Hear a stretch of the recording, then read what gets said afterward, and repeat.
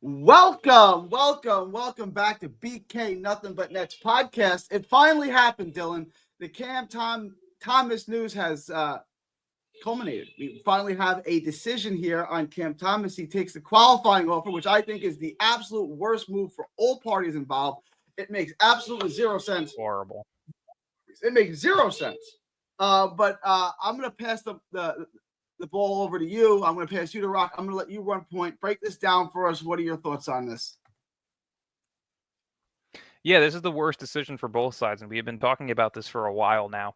I think this is pure stupidity, specifically on Cam Thomas and his agent's end. I think that when you were proposed two separate offers, both of which you were offered more money, and you value a no trade clause more than you do the money, I think that kind of shows where his mindset is at in terms of being a net, being here long term. And I have no patience for it. I've never been the biggest Cam Thomas fan to begin with. I'm not going to sit here and pretend like I'm not annoyed about it. I've been saying to move off of him now for well over 2.5, 3 years. I mean, if you guys have followed me long enough on Instagram, you can go back and look at the mock trades that I was putting out when, we were trying to find KD some help after trading Kyrie. I've never been a fan of him. I've never been a fan of his attitude. And I'm beyond sick and tired of the bullshit that he's brought along since being here. This is a guy who's entering year 5 who hasn't really taken the leap necessary to consider himself a star. And for some fans that still think this is something that he's going to do, to me is beyond pathetic. We did this last time with Nick Claxton. He's entering, year 6 or 7 now? He's still not a star. So I'm tired of it. I'm tired of the bullshit. I hope that they, I'm not going to say that I want to see a player be treated unfairly, but I hope that his minutes do get cut.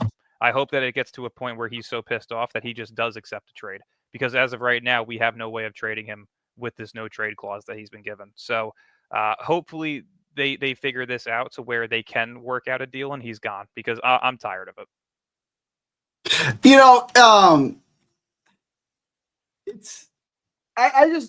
He obviously wants out of here super badly, which they've been I feel differently. I feel he's been disrespected since day one. So it's not a surprise to me that he wants out of here.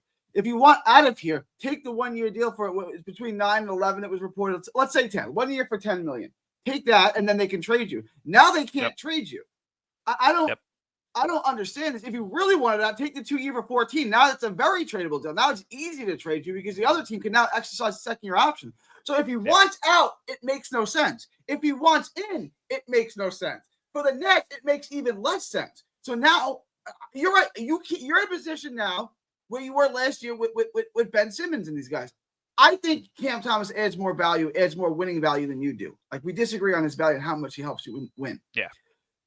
But you're better with Cam Thomas. You're going to win more games with Cam Thomas. So why would they even play him, especially when they've drafted 4 guards, 4 guards? I don't know if Drake Powell's a 2 or a 3, but all of these guys are going to need minutes. You're giving those minutes to Cam Thomas, who you've just said isn't going to even be here next year. No one on a qualifying. Someone find me the stats on that. How many people who signed the qualifying offer then return to that team the next year? I'd probably say it's about a 35 to 40% clip comeback. I was going to say 20. Think it's that high?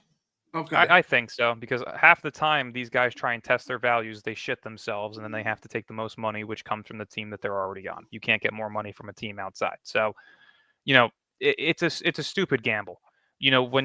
Listen, if he improved his playmaking stats to where he was at that 4.5 to 5 assists per game, or maybe he showed some form of ability to guard the 1 through 2, maybe then we'd be having a different conversation about taking the bet on yourself.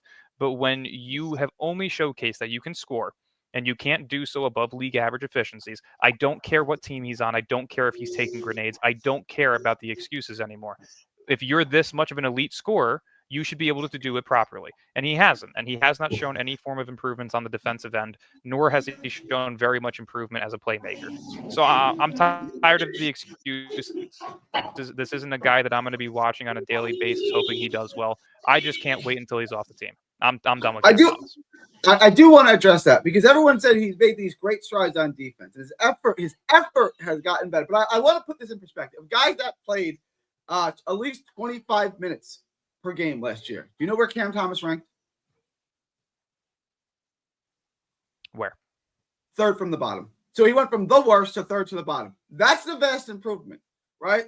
That's like when Texas went from the most obese state to like the 47th most obese state, right? It's like, okay, wow, You're still in the top 5 of worst. Yeah, right. It's like these guys, come on. I think we went from 49 to 47. Yeah, like, come on, like, guys, this is not good, right? So people want to say Cam Thomas has gotten better defensively.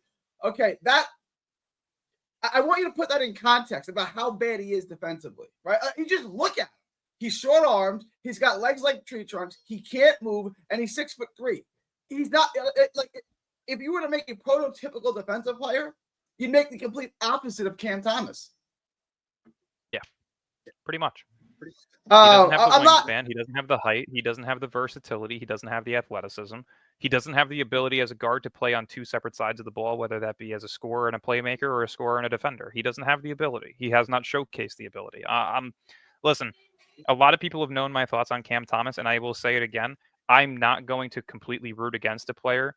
I would like to be proven wrong and for him to outperform how I expect him to and earn his contract and be a long-term piece. But when you're going to cause bullshit like this at the age of 23, when you haven't even scratched the surface of becoming close to being an all-star, let alone a star, you don't have a say. You shouldn't have a say. And I think his representation is misleading him by far.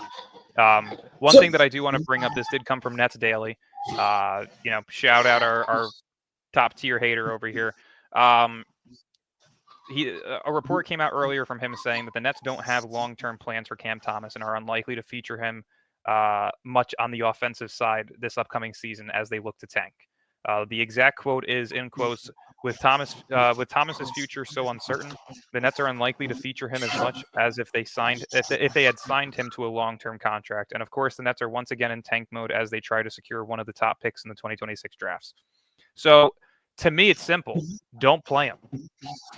Don't play him. Because, again, the thing is this report here, again, if it's true, because Nets Daily is a 50-50 guy, if it is true, that showcases 2 things. One, as I've been saying now for the past year, they do not view him as a long-term piece. And 2, they don't view him as a guy that can help these rookies who, all 5 of which were either selected higher than him in the draft, if not the same exact position as him, Danny Wolf being the 27th pick. These are all guys that have more potential in terms of how they're coming into the league based on their draft position outside of Saraf and Wolf, of course. This isn't a priority anymore. Cam Thomas is not the guy. And I've been saying this for so long, and people have been trying to debate it for so long. But again, my point is proven. They didn't view him as a long-term piece. Now reports are coming out that they're not going to utilize him as a guy they view as a long-term piece. He's done. This is not a relationship that's going to last past the next 365 days. And I'm in all honesty, I can't wait for it to be over. Well, it would have and we had a show months ago when this news broke that they were only going to offer him $14 million, whatever. And I stood alone and I said that they shouldn't have offered him anything. Just let him go. So now you're in a position where you're going to bring him back and you can't play him. If you can't play him, you're not going to get any trade value for him. So I don't understand. There was never any point, and everyone said, "Oh, you could trade him. Trade him for what? There's no trade market for him. Nobody wants him. So what am I trading him for? I could have just let him go, and I could have spent the $6 million on something else. To me, there was 0 point in bringing him back. Look, this is not my opinion. This is Sean Marks' opinion. Just admit that you missed horribly on the draft pick. Cam Thomas is not worth bringing back. He's absolutely detrimental to your team, and be done with it. Right? Like bringing him back at $6 million on a qualifying offer where now you can't trade him and he's only going to retard the progress of your rookies makes 0 sense. I wanted him. I said I would have given him 4 years, $80 million. So I said I would have done. I want him here. Right? And people say that's a lot of money. It's not. It's half of what a good player makes. Half of what Michael Porter Jr. makes. It's not a lot of money. Right? Like the question is, if he's going to be the 6th man on a good team, which I envision him being, what percentage of the salary cap do you think that's worth? Right. And I would have front loaded it. I would have gave him like 23, 21, 18, 17, like that. Right. Do the math. However, I would have front loaded it like that over the next 2 years. So whatever the cap is 3-4 years from now, when you're trying to compete, he's making a tiny percentage of that. I would have done that. And I still don't think it's worth it. Okay. Then we just disagree on that. Right. Yeah. But if you 3 years from now, 4 years from now, if you're paying him $17, $18 million a year, who cares? Like, Well, see, and that's the thing, though, right? And that's where you and I kind of view it differently. When you're in the midst of a rebuild, you're not paying somebody based on what their potential is. You can't afford to do that, because if they don't reach that potential, then you just wasted 1/6, 1/7 of your cap space, and those things are important when it comes time to start competing. So to me, I do agree on not paying him. The fact, though, that his agent turned down double the amount of money for the same potential 1-year deal is pathetic. And that's where I think the biggest issue is the poor representation. We've seen this with players in the past, Kyrie Irving being, the most recent net to have poor representation, which is his stepbrother now. This isn't new. Guys are misrepresented all the time. But when you're in a position to where you value a no trade clause more than you do double the amount of money, that to me is a slap in the face. So I have no respect for his end whatsoever as of right now. I'm gonna take the opposite side. He wants out of here super bad. So look, if I said to you, I'm gonna pay you X amount of dollars to go somewhere you hate, but you have to lock in for 2 years. Like, I don't want to be here. Just get me out of here. What's my quickest path out of here? Okay, I don't agree. I think it's take the 1-year deal, right? Take the 1-year deal and they can trade you. I think that's A, you get paid more, and B, they can trade you. Now, A, they can't trade you, and B, you're taking a $5 million pay cut, $4 million, whatever the reports were, 9 to 11, whatever the actual number was. It's stupid because the Nets it's stupid because the Nets logistically could tank his value by not playing him. They could. And honestly, how much more can they actually tank it? Right now, there are 0 offers for him. Okay, then why did you bring him back? If you're like, how much? Well, the do 0 offers is based on the no cap space. That's the thing, though, right? The 0 offers is based on his lack of market because of how little teams had cap space, right? That's not to say that, say a team did have the MLE left over and they wanted to give it to him. Maybe a team could have, but they didn't have it, right? So from a player standpoint, if you're betting on yourself, sure, it makes sense because there's 10 teams now that'll have cap space next offseason. But again, you're putting it in the position of not only yourself, but the organization to actually allow you to up your value. If I'm the Nets, I don't play him. You don't want to sign here long term. You don't want to buy into the culture. You don't want to buy into what we're trying to do around here.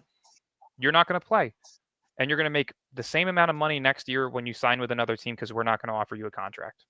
Congrats. You lost out on double the amount of money you could have made in 1 year. That's how I would look at it. And he hates it here so much he's willing to lose millions of dollars is how I read it. Because the $14 million offer, you knew whether or not you think it's legitimate, he wasn't going to sign it, right? Yeah. $40 million counter offer, I don't care whether or not you think that's legitimate. The Nets weren't gonna meet that, right? So there were 2 offers with nothing in between, no negotiation, each one equally unsignable. So to me, that tells me I don't want you and you don't want me, right? It's like your girl comes back to you and you're a police officer and she says, don't come back to me until you make $1 billion a year. And your girlfriend's flat chested. You said, don't come back to me until you're a full D. It's like, okay, well, this ain't going to happen. This ain't going to work, right? Like, we're both making ridiculous demands here. So we're done, right? Like, okay, the relationship is over. That was obvious from the offer that the Nets made, and they never even moved on it. It's not like they went to $18 million a year or they made the second year. And as they should. The Nets shouldn't have had to move their offer. There's no market for you. You don't dictate your value when A, you have not proven yourself to be the guy, and B, there's no other team that can pursue you with the level of money that we're able to offer you. Sucks to suck. There's nothing that he could have done. And the fact that his representation's allowing this is where, again, I'm going to say this is poor management. Not only is it showing that he doesn't want to be here, but it's also showing that he's being so poorly represented to where they're willing to risk millions of dollars to bet on yourself. That's stupidity. Only guys who are known to be great can do that. And Cam Thomas is not a great player. No, he's not a great player, but we fundamentally disagree on his value. Like, just like we disagree on Jordan Clarkson.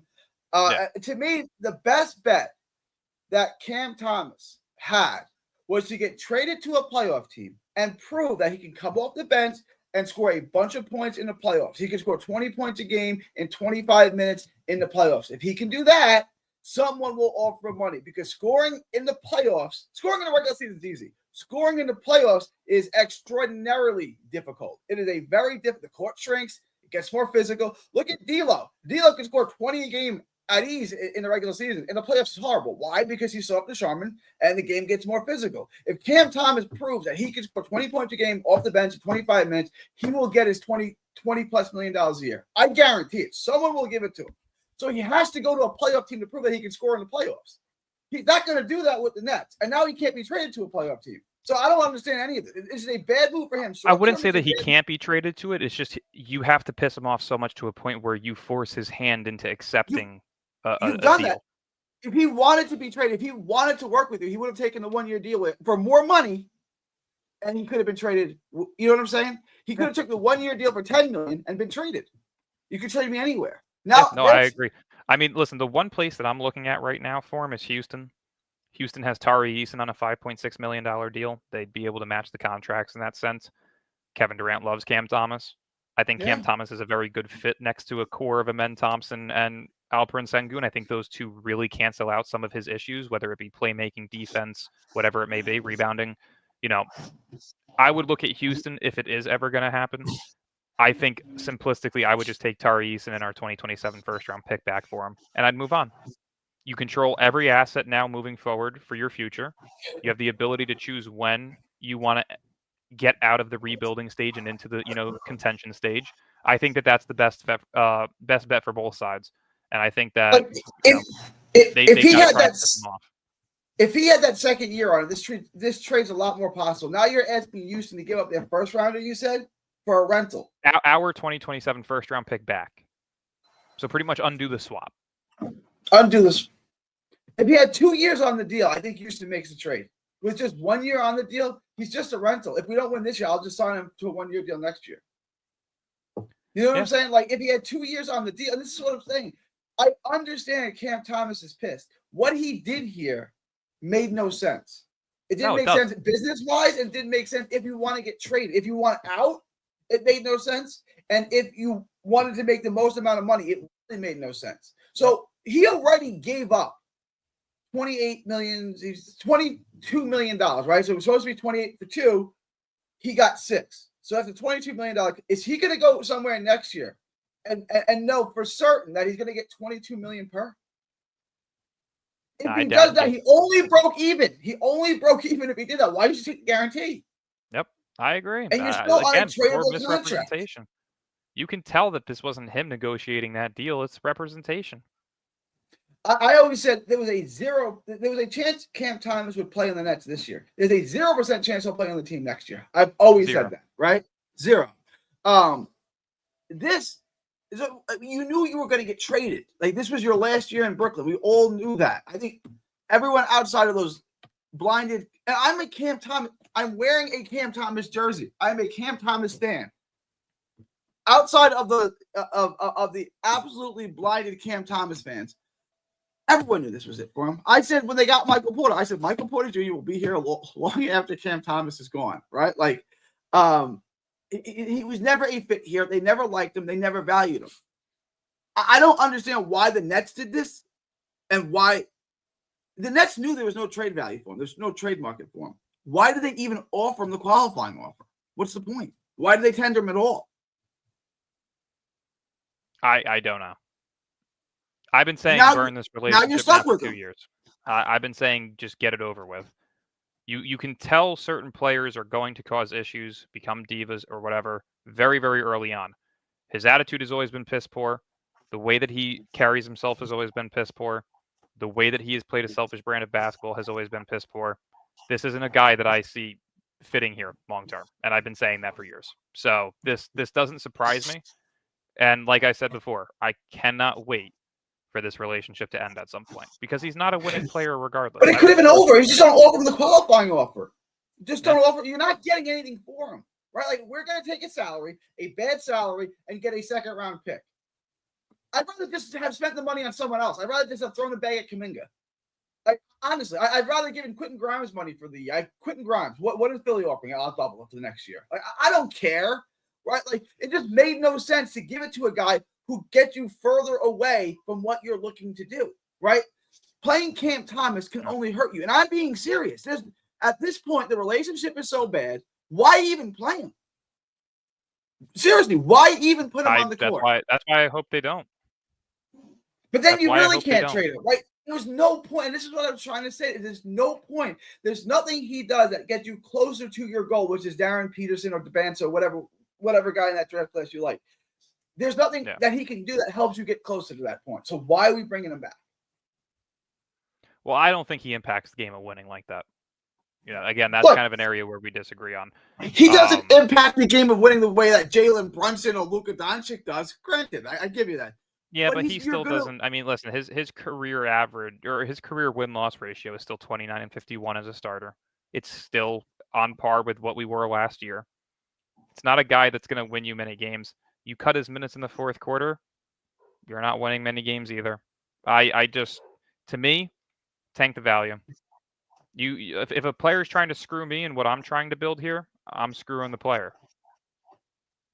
Well, but it doesn't when you screw the player, you're cutting nose to spite face. You really are. You're in a worse position now for giving him this contract. I just want someone to shit Sean Marks down and explain to me how it made any sense at all to tender him. Just explain to me your thought pattern here, and I can decide whether or not you're retarded. Like, explain to me what you. Explain to me what you. You know what I'm saying? Like when I'm talking to a fighter, I don't understand what they're doing. Let's look at the tape and explain to me. You show me what you saw because I'm not seeing what you saw. So explain it to me. That's what I have to do with Sean Marks. Like, explain to me what you thought was a good idea here. Explain to me your thought pattern because I'm not understanding it. And I said this from day one. You're not trading him. Nobody wants him. No one's taking on a salary. You got to build a whole offense around him. No team looking to compete will do that. Right, and no bad team would. He's not Jalen Brunson. He's not Luka. You don't put him on a bad team, and now that bad team's in the playoffs. It doesn't work that way, right? If you put him on Utah, Utah's not in the playoffs now, right? They just got rid of Jordan Clarkson, who's in essence a slightly less good version of Cam Thomas, right? Yeah. Like, so there was nothing that he was going to do this year to help you get closer to your goal. He was only going to further you from it. And now we have a mess here where we can't trade him. We're going to get no value for him. If you play him, he's going to help you win games. But to be fair, he hasn't been a nuisance. When you've asked him to play, he's gone out and played and he's given it max effort. When he got out and played, he scored 25 points a game, whatever. It was 24 points a game last year. It's not a Ben Simmons thing where he's taking injuries. It's nothing like that. It's not like James Harden. He goes on the court and he gives no effort. Right? It's not Stephon Marbury. He's getting a bunch of trouble out of court with hookers or whatever, strippers, whatever it was. It's none of that. It's just he doesn't want to be here. So I don't like if you sit him and you say we're not playing him a single minute this year. Okay, but for what reason? To tank his value. Why did you bring him back then? Why do we do this? Like, listen, what was the point of this? At this point, it's kind of like the situation between Joe Tsai and Kyrie Irving, right? We weren't going to ever trade him willingly, but the moment that he demanded a trade, they did not think twice. It's the same thing. If you can piss Cam Thomas off enough to where he accepts a trade and waives the no trade clause, figure out a way to do it. What do you get?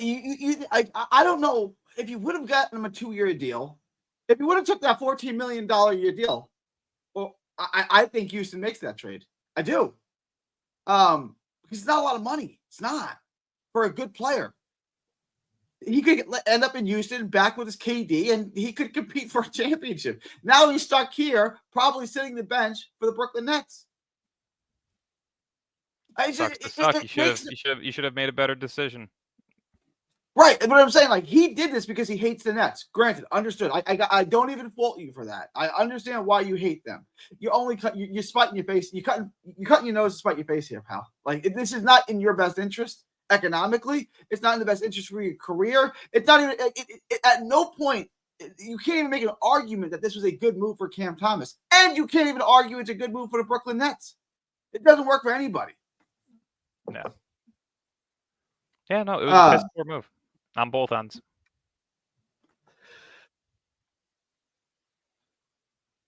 So let's get into Day'Ron Sharpe, honestly, because we got Sharpe back. I'm happy about Sharpe. We'll get back into Thomas, but I mean, listen, you got him back on a $6.5 million deal, and also it is hilarious enough to know that he's going to get paid more than Cam Thomas this year.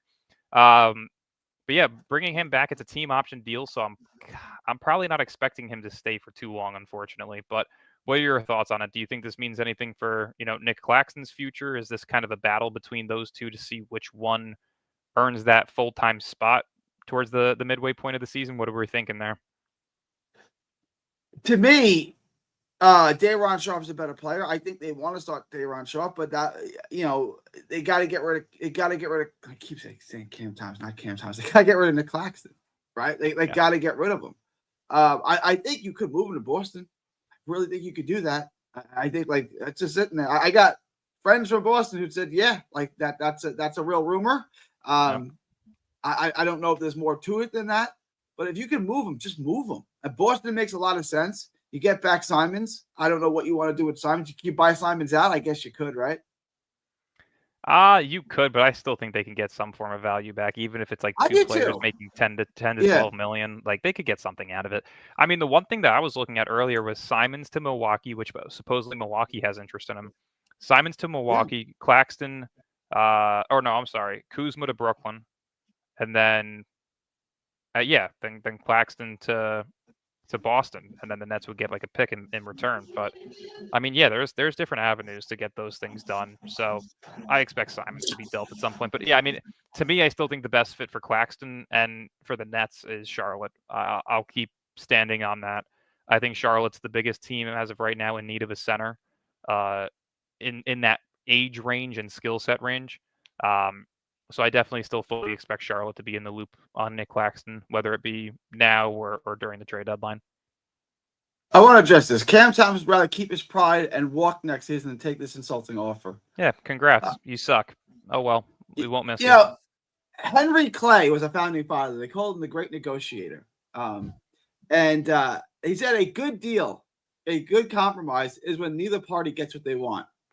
We certainly have that.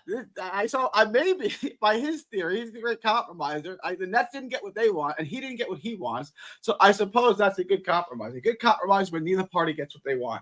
Yep. I think this is a perfect example of that. Okay, like he keeps his pride. Okay, fine. Yeah, congratulations. You're still a loser. Congrats. Oh, well. You're still going to sit on the bench for the Nets now instead of going out somewhere and earning the $20 million, showing that you deserve the $20 million plus that you want next year. Like it made no sense, D-Rock. It doesn't make any sense for him or the Nets, which just went down. I knew this was eventually going to happen. I'm saying if he doesn't fold, the Nets are either going to have to go up and offer him 1 year for more money, or he's going to take his qualifying offer because he hates the Nets, and he took the qualifying offer because he hates the Brooklyn Nets. It doesn't make any sense for him. Dylan broke it down. Jeff Teague broke it down in his podcast. It really doesn't make any sense for him to pass up on the $14 million per year guarantee. I know it sucks. I know it's not what he pictured. It's a team option. The best case scenario for him is they opt out of him. He made almost double and a half the money, and he still gets to hit unrestricted free agency. Or they accept the team option. You don't want to come back. You demand a trade. Either way, you're making $14 million for 2 seasons. Stupidity. It's not debatable. This isn't like he's going to prove himself. He's going to get so much more money. Congratulations. You lost double the amount of money you could have made for 1 year. You're an idiot. Horrible financial decision.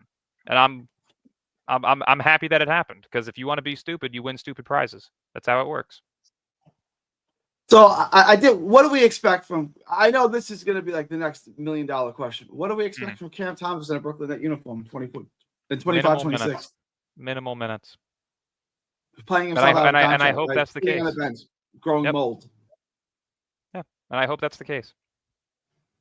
I don't wish any ill will. I don't have any problem with anything how he handled this at all. I really don't. It didn't work out. I don't have any problem with how he handled it. I think what he did was ultimately stupid. I think it was short-sighted and dumb, and he's going to look back at it like, boy, that was dumb. I let my emotions get the best of me. We've all done that before. We've all made decisions like that, right? But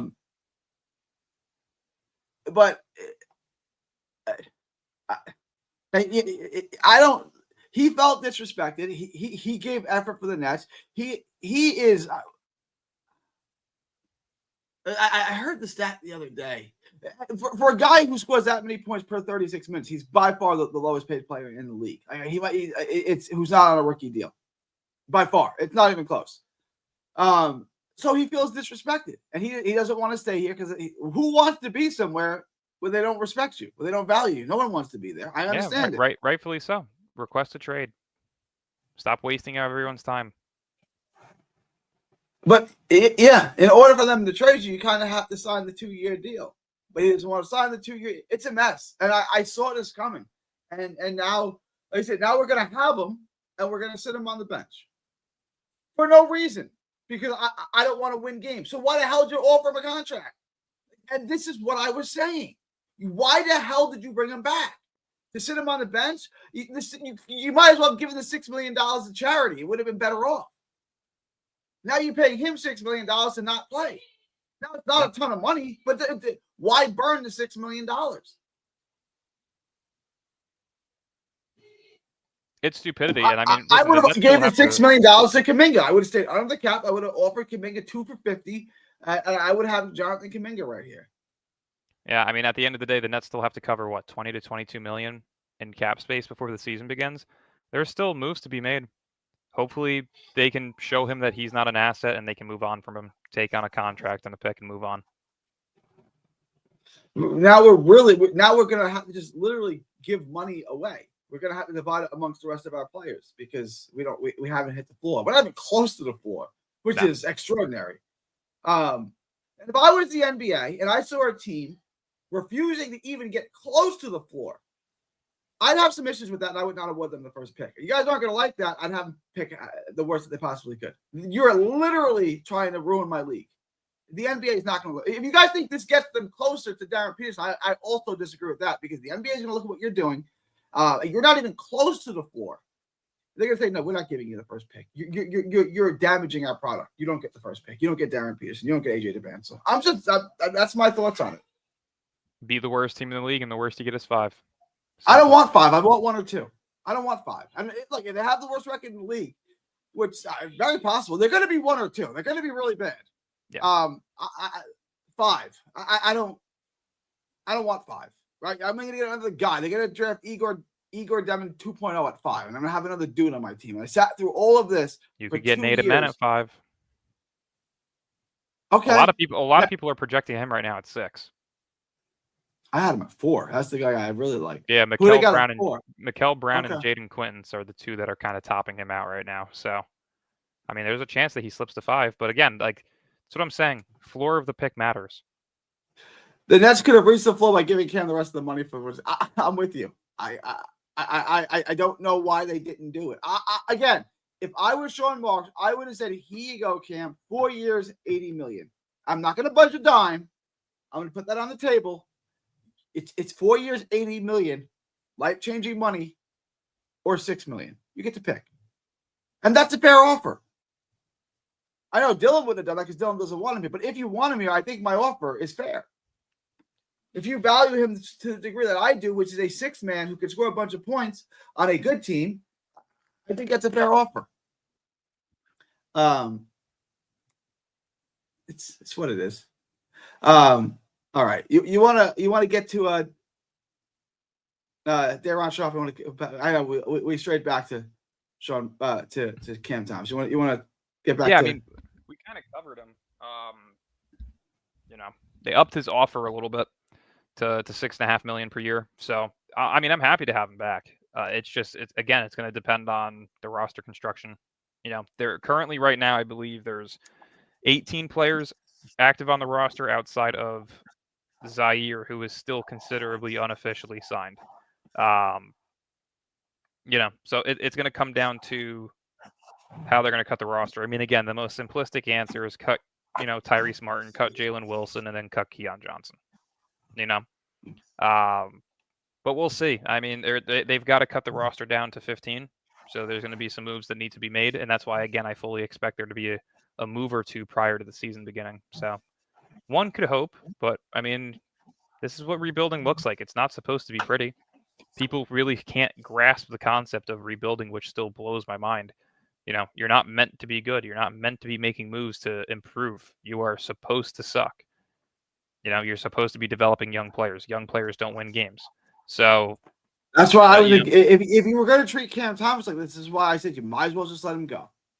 Now, I mean, now you're in a real pickle. You can't move him.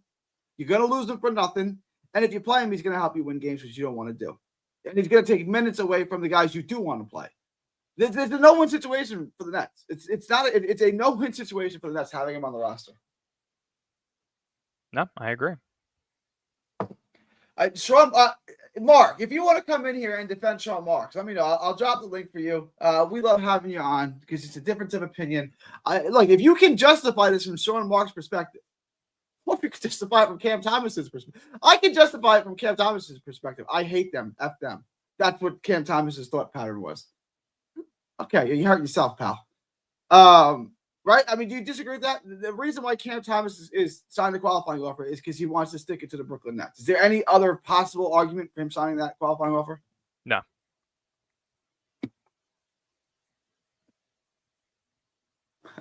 That's it. He hates the Brooklyn Nets. That's why he signed it.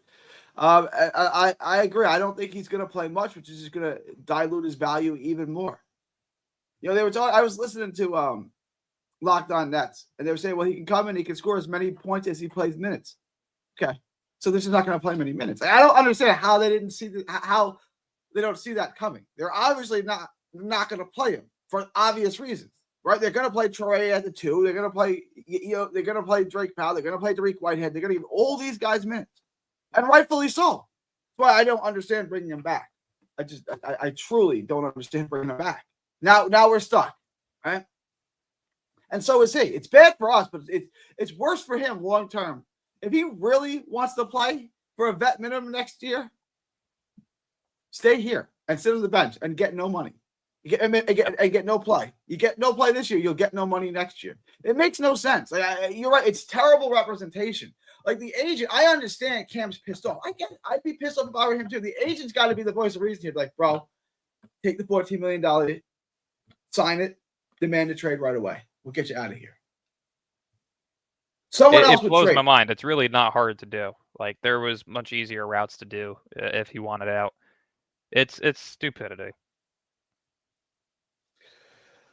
I mean, seriously, he was offered $9.5 million for 1 year where he could be traded. You could have 1.5 times your money to still be traded, but you chose $3.5 million less, so you can't be traded. You're an idiot. It was all done out of spite. It was all done out of spite. And when they first offered him the $14 million deal, and you said, he said sign it. I was like, that's ridiculous. And then you explained it, and Jeff T said $14 million a year is pretty good living. Yeah, it is. yeah, it is. Pretty good money. Yep. You know what? Welcome I don't like 1%. It. I don't like your face. I'm going to sign it. And I'll enter my next free agency at 25, entering my physical prime. I'll get the bag then. But for now, I'm going to play on this contract. And I get it, guys. You think the contract – I look at the guys who get way more money. Jalen Green, Anthony Simons. We all know how I feel about Mikal Bridges. These guys will get several times what Cam Thomas is making. I don't get it, but it is what it is. The Nets don't want him here, and no one else has any cap space, so this is where we're stuck at. Yes, I want to. He can be traded, but he has to approve of the trade. So in essence, what he's on is a no trade clause. In essence, he can be traded. Yes, he can be. He has to approve of the trade. But his entire goal is to stick it to the Nets. He hates the Nets. Why is he allowing the Nets to trade him? Yep. Yeah, people. I had a debate about this earlier on Twitter, like somebody trying to tell me he can be traded. No shit, he can be traded. It's called a no trade clause. All you have to do is waive it to be traded. The point of a no trade clause is 9 times out of 10 you're trying to screw the team trying to move you for assets in return, so this way they get nothing for you. Use the brain. It's not difficult. As a casual fan, you could figure this shit out. No trade clause 9 times out of 10 means you are not going to. The problem is 90% of the general public, not you guys listening, I'm not including you guys, just 90% of the general public is borderline retarded. I'm just saying, like that's the problem. Is you ask them to think, and they don't they look at you like you've asked them to speak Chinese. Like I don't know how to quantum do that. Physics, like it's not like it's not difficult. He has a no trade clause. What does that mean? He's likely not going to accept a trade. That's how that works. This is like the same people that were like, oh, win a couple of games. It's all right. It's a lottery. Okay, well, you were the 6th worst team and you got the 8th worst team. Can you get the number 1 pick at 6? Sure. Did it happen? No. Same shit with this. It's a no trade clause. He's likely not going to be traded because he'll refuse a trade.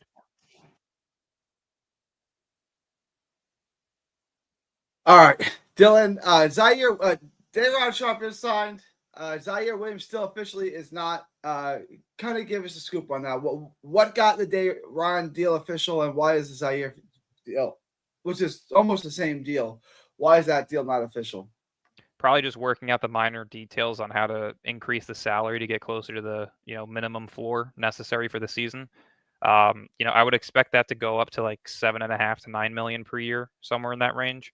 But I think that they're going to try and align a trade first to figure out what the bad contract is in return that they can get back before trying to up the money on him to kind of figure out where that minimum is. So we'll see. I mean, there's a couple of players that definitely could be traded here before the season begins. It's just going to depend on, whether or not Brooklyn can capitalize and if they can get some form of solid assets back in return as well. All right. Is Cam Thomas going to play more than 25 games? Is he going to play more or less games than he did last year? But for the Brooklyn Nets. Hope not. Hope not. I'm not here to watch Cam Thomas. I'm here to watch Igor Demon, Nolan Schreier, Drake Powell, Noah Clowney, Michael Porter Jr. I'm not here to watch him anymore.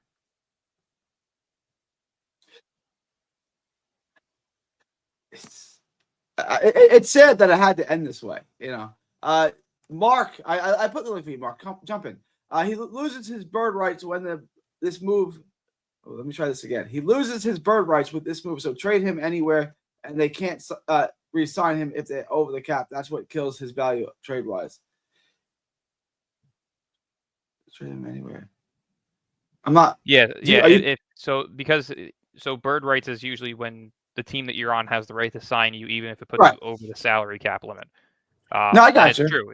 He can get traded. He can accept a trade, but if a team doesn't have the cap space necessary the following offseason, then they can't bring him back because it's a penalty.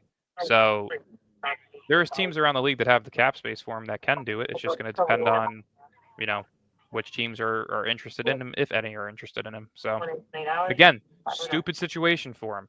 His agent's an idiot, and he's an idiot for listening to him. It's pure stupidity.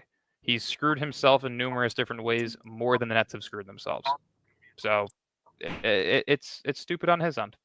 No, I agree that Cam Thomas is more screwed than the Nets because at the end of the day, if you just don't play him, it's only $6 million. Right? It doesn't hurt the Nets that bad. It hurts Cam Thomas a lot. Cam Thomas screwed himself more than the Nets screwed themselves. But Mark, we love having you on. I want to hear you defend Sean Marks on this one. Why did Sean Marks offer him the qualifying offer at all? I'm at a loss for words on it, to be honest with you. It doesn't really make too much sense.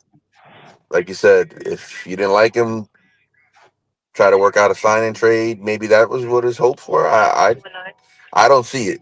I don't see it. I don't see the logic behind the qualifying offer. It makes no sense. What's he gonna do? He's gonna up his he at it best case scenario for Cam Thomas, right?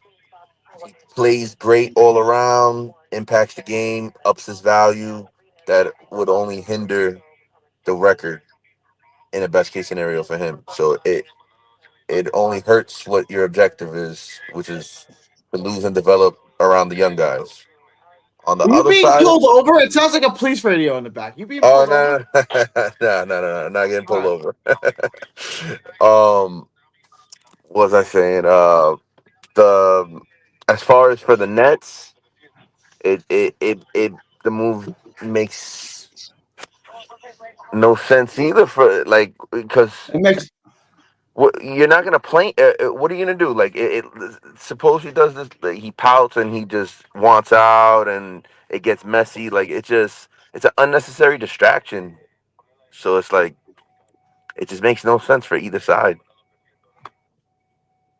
They should have just broke it off, unless I don't see no benefit for him to play on the qualifying offer unless he's just trying to prove it to the Nets front office and they're still, having some good faith negotiations.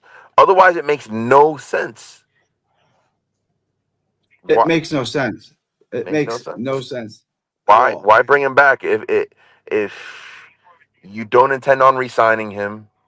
You don't feel like he's a long-term piece. Maybe he doesn't want to be here. Like there's so many different factors, but at the end of the day, the only way it makes sense is if he's on board with trying to prove his worth and just, you He's not know, going to get a chance to prove his worth. They're not going to play him.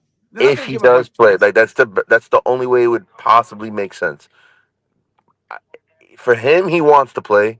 For them, he's their best option at the 2, so They're not looking for their best option. They're looking to play Trey. They're not looking for their best option. They want to play Trey. They want to play Whitehead.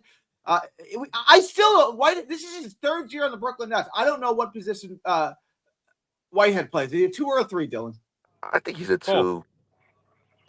Both. He's So 6'7". I said 3. He He's said 6'7". 2. You say So both. I would see him as the 3. He's 6'7". So I But said he a can 3 play too. both. Drake Powell's 6'6". I view him more as a undersized 3, but mainly a 2. So again, they're interchangeable. It just depends on the defensive matchup. Yeah, can they play together? Yeah. Okay. Like I'm more interested in seeing what I have in Derek White. Derek Whitehead played very few minutes last year. Shot the ball. He shot the 3-ball well last year. He did. So, like, can he be a 3-and-D guy? How does he look next to Drake Powell? Can they play together? They have this that the half second, whatever they call it, when they want to get the shot out the ball in a half a second. But what the point of keeping Cam Thomas? Like you said, like you're saying, Powell, Whitehead, it blocks a clear avenue for them to get run at the 2 on our team this year. So it's like unless, like I said, unless they really locked in and they still have faith in trying to, make it work on both sides, then all right, then it'll make sense. But otherwise, it makes no sense for Cam, for us, for the other guys on the roster. It makes no sense. And what are we gonna do? Marbury him and just sit him on the bench? Like it doesn't make sense. Yeah, but Marbury had gotten a lot of trouble outside the. Yeah, no. I get that. I get that. Yeah, There was a there was reason. there was a lot more to Marbury's situation rather than what the Cam Thomas, of course. But my point is, like, what are you just gonna just let him rot on the bench? Like, how do you think the press conferences are gonna go when they put a mic in front of him? Cam, like I said, so I'm going to ask you. So the Nets are going to take their best piece of inventory and let it rot on the bench, and then the NBA. Can I please have the number 1 pick in the draft? What do you think the NBA is going to say? Do you really think it's rigged, though? Do you really think it's rigged? What, I the don't lottery? like to say it's rigged. Yeah. I would say it's The lottery's rigged. I'll flat out say it. The well, lottery's fucking rigged's rigged. a weird word. Like rigged's it's like poisoning the well. It's predetermined. The NBA knows where each team is going to pick. If that's what you mean by rigged, then yes, I think the NBA determines where they want people to draft. I mean, Do you really question that? so then why have the lottery at all? Like, what is the like? Because they somebody don't would have want- exposed they- that they- already. Like, So the reason they can't have the lottery, how much more do you want it to be exposed, right? Like it's done in a back room, right? It's like, the reason why they have the lottery is to put the guys where they want to. If they didn't have the lottery, the Brooklyn Nets would get the number 1 pick in the draft, and Utah would get number 2, or vice versa. However they finish this year, the NBA doesn't want that, so the only way they can avoid that is to have a lottery, and then they can put the players where they want to. How much more exposed do you want it to be? Right? Like, there's no such thing as a coincidence. Things don't happen. but think about it. Think about it, though. Zion Williamson was probably one of the most hyped prospects coming out of the college in the last 25 years. Mhm. Top 5 prospect coming out of college, give or take. Mhm. They sent him to New Orleans. If you're saying it's rigged, that's not where you want the crown jewel blue chip prospect going Yeah, to but play think in about that it. They had market. just traded Anthony Davis to reward. Same thing that happened with Cooper Flagg. Yep. You trade your superstar, you get rewarded. We got you. We got you. That's what they're saying. You Look trade at it this Anthony way. Davis, we'll get you Zion Williamson. Okay, Look at it this way. The Nets traded Kevin Durant, and the Houston Rockets got the 3rd overall pick thanks to the Nets pick. It's a reward system. You give up a superstar, you get a top-tier pick. You're a good team that dealt with injuries. We gave up 3 then, so we're entitled to 3 top picks. Thank you. From your lips to Silver Seals, right? You know what I mean? So never lied. The point is, though, is that look at it this way: the year that the Nets traded Kevin Durant, the Rockets got the top 3 pick, and it wasn't even projected to be in the top 3, right? So if the Nets had owned that, you could have been rewarded for trading Kevin Durant, but you weren't. I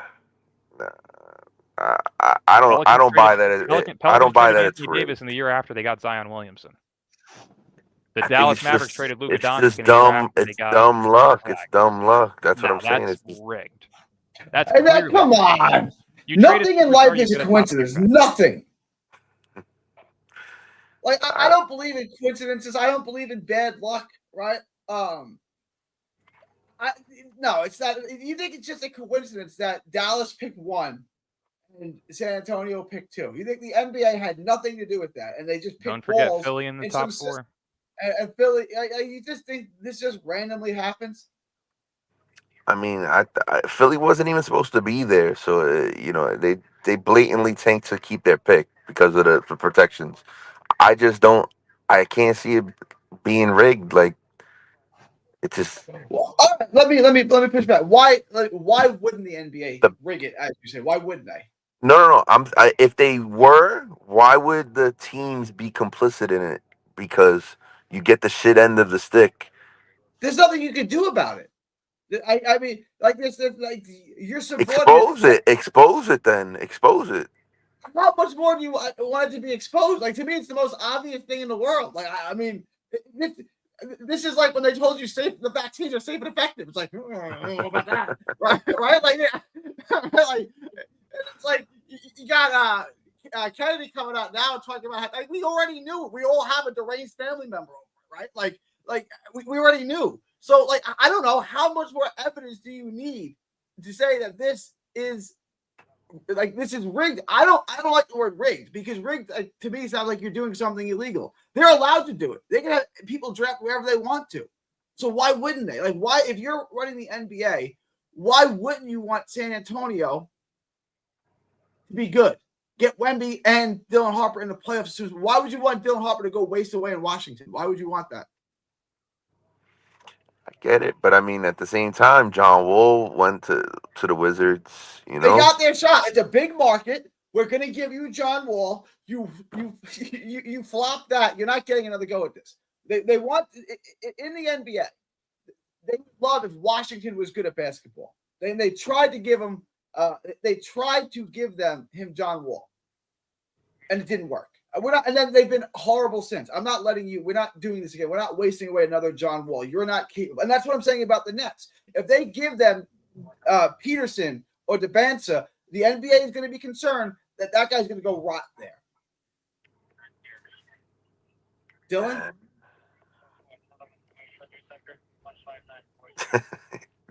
I don't know. I can't like so then why have the lottery at all? Like why put up a facade? Why deal with smoke and mirrors? So that you can put the players where you want them to go. So you can put them where you want them to go and act like it's a big surprise. You know, it's like when you search your parents' room for your Christmas presents and then you find them and then on Christmas morning you still act like you're surprised. Like they did it. Dylan, you playing video games? No, sir. No, I'm watching a recap of something. I have it on in the background. Yeah, no, that's where the eyes are going. All right. Yeah, I just can't see that it'd be rigged, like where all the teams are just in, like allowing it. Just that's a hard sell for me. I don't know. That's just me though. I don't like. What do you like? The NBA is allowed to do it. It's entertainment. They're allowed to do it just as much as the WWE is allowed to, rig what guy comes into the ring at what time during the Royal Rumble. They're allowed to do it. There's nothing that says they can't do it. It's their lottery. It's their system. Eh, maybe, but I mean, I don't know. I can't see it. I can't. So why send all these people to watch the drawing? Like it just doesn't make they they would have to be NDAs. Like come on, like somebody would have exposed it already. At like Who's watching it? Dylan, do you have any information? Who they watches?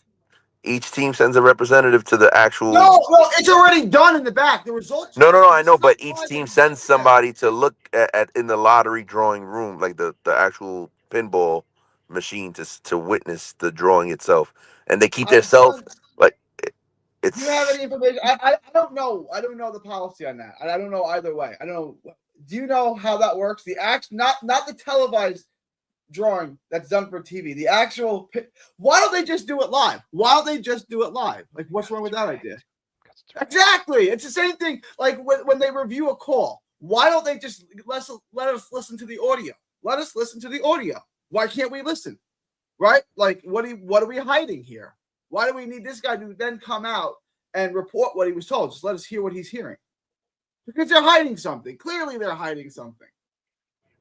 So how do we get ahead? Who do we have to offer up to sacrifice so that we can benefit?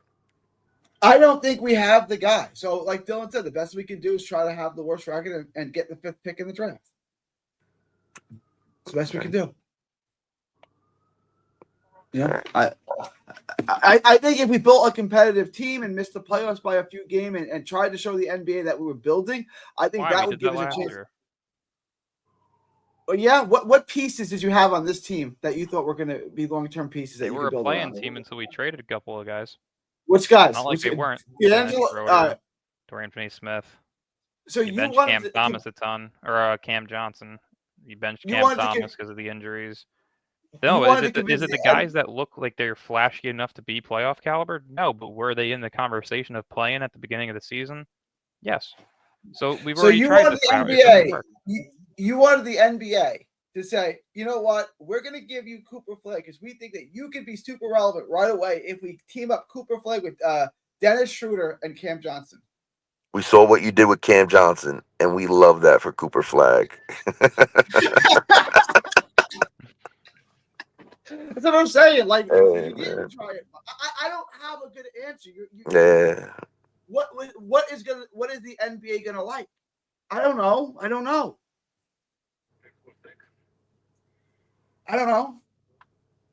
Neither do I. Listen, all we can hope is for some development, some growth. Hopefully, we get some lottery luck. I mean, or they decided we're due for, we're well overdue for. We're still the team with the longest drought without owning our own first overall pick. We've gotten the number 1 pick twice. Derek Coleman, Kenyon Martin. Derek Coleman was what he was advertised to be. He was a hell of a generational talent with a really bad attitude and a really bad diet. Right? He was exactly, which was a modern day, a Boogie Cousins before Boogie Cousins existed. He was worth the first pick in the draft. He just, to quote Rick Majerus, he has 0 redeeming human qualities. That's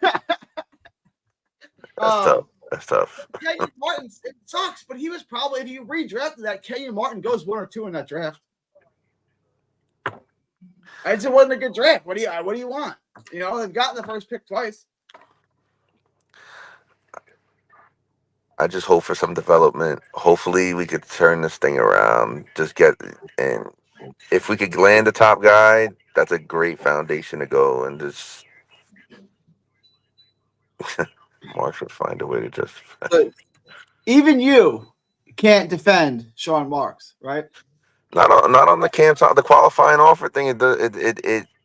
It makes little sense on both sides. So that's why I'm like, the only way it makes sense for either side is if they're operating in good faith, where maybe they're still but it doesn't seem to be that way. So that's why it just makes no sense to me.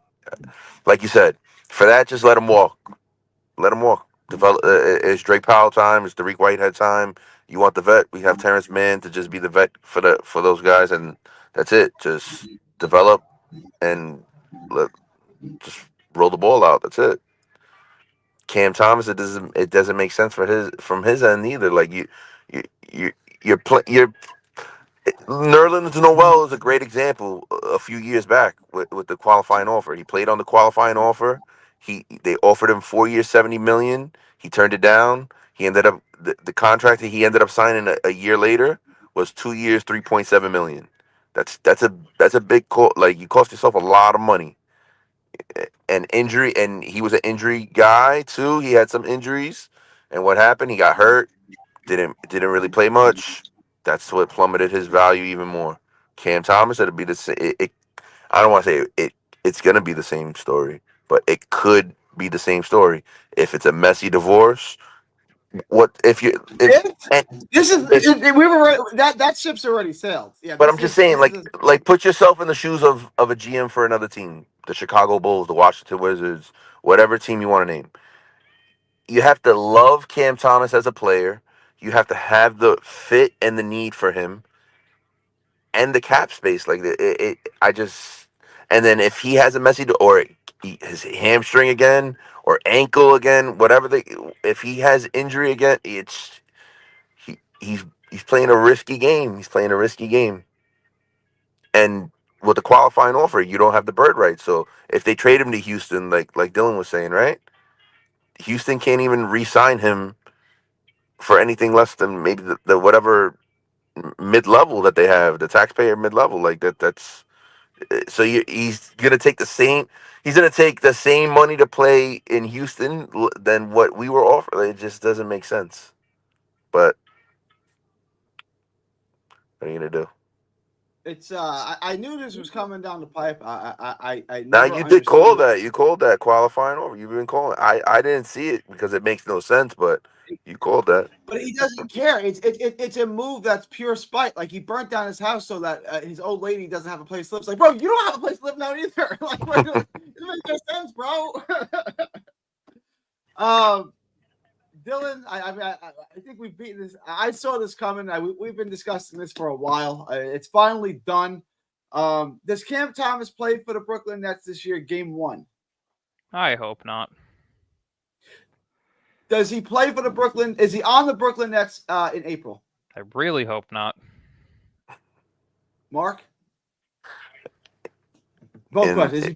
Is he gone before the season starts? Is he gone in the next month? I think he ends up starting the season because if there was gonna be a deal, they would have already had we would have heard some rumblings about that already. Like we're already in the first week of September. Like if it was gonna happen, we would have caught some wind of it already at this point. I think he's gonna be a net to start the season. To end the season, I'd put that. I don't think so. It doesn't make sense.